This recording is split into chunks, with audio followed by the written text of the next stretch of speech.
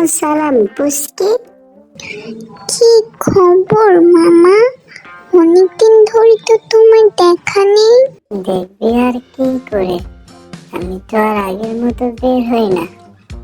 মনটা ভালো নাই রে পুচকি, অনেকদিন হলো ভালো মন্দ কিছু খাইতেও পাই না।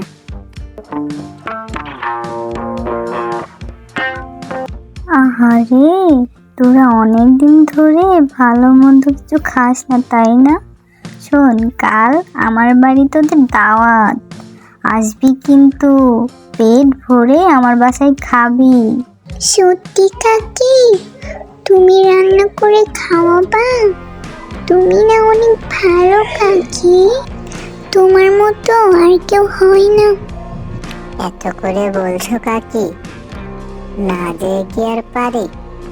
সময় মতো আমি আর পুচকে মিলে চলে যাব তোমার বাড়ি। কিরে পুচকে, কি বলিস তুই?